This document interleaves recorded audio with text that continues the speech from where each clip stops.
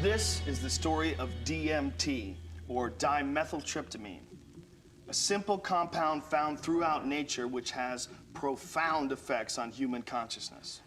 DMT, even though it's the most powerful psychedelic drug known to man, it's in every single ecosystem all over the world. It exists in plants and grasses, and it's everywhere. I mean, it's really the craziest drug to be illegal everywhere because everyone's got it in their system. It's like everyone's holding. That was like Terence McKenna's line. Yeah, and it's pretty intense stuff, man. If you do it, you will talk to intelligent beings from other dimensions, for real.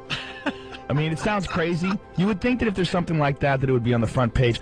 It's amazing that people don't know about it. I mean, it's the most incredible experience. I mean, we are such an experience-obsessed society. I mean, everybody wants to go whitewater rafting, and people want to talk about, you know, my uncle climbed Mount Everest. It's all about experiences. We all want to ride roller coasters and see the craziest movies. There is a little powder, and you smoke this little powder, and it will change the way you look at everything. You won't care about UFOs. If a UFO landed right out there, I'd be like, wow, yeah, they're probably from another planet. Whatever.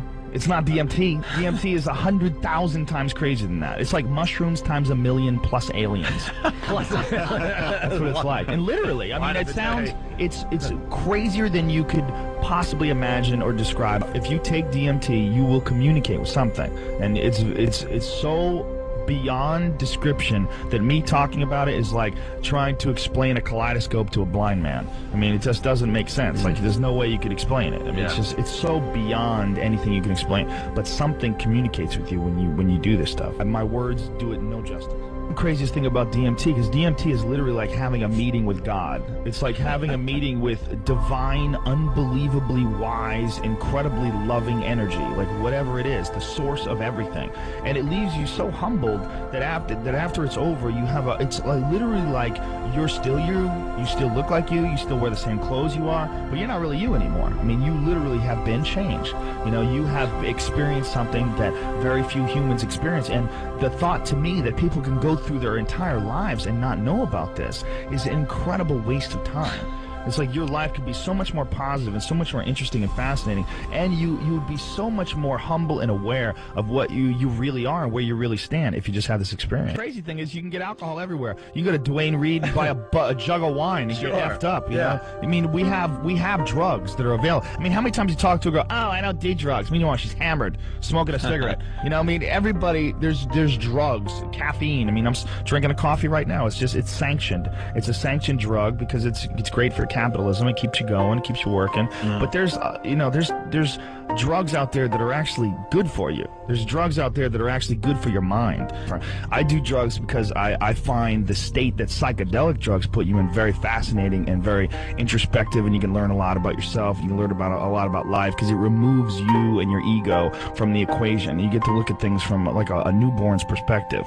That's why I do it. I don't do anything like, I don't do coke or meth or anything dangerous, anything that's addictive. I have never done coke. I've never done speed. I've never done heroin. I won't do anything that can hurt you.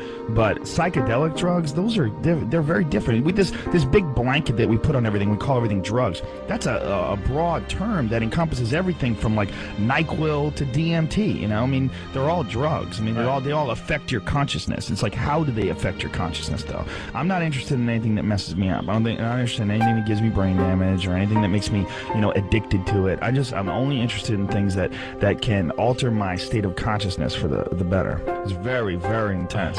But it's not dangerous. It's a human neurotransmitter. It's actually one of the most transient drugs ever exhibited in the body because your body brings it down to baseline really quickly. Your body brings it down to baseline in like 10 to 15 minutes. It's really crazy. What's that mean, down to baseline? It means, like, say if you have it, you're high, you go to that dimension, whoa, it blows out, and then whoa, 15 minutes later, you're back normal. And the crazy thing is, it's just like dreams. You know, you wake up and you're like, I had the craziest dream. It was me and my buddy Mike, and we were kids, but we had a sled, and my mom was there.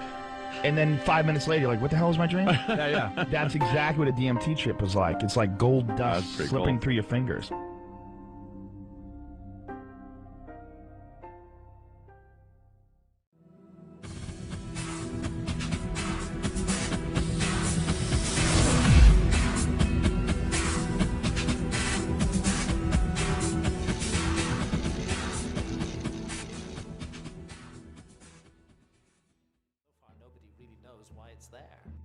Why is DMT in our bodies? Why is it in plants, all sorts of mammals? And what is the role it plays in humans? Why is there a part of the brain that seems to be, for lack of a better word, a God detector? I'm actually quite convinced that we're probing the biological basis of moral and ethical behavior. We're desperate to find new information, ideas, and so on that can transcend. We have to evolve.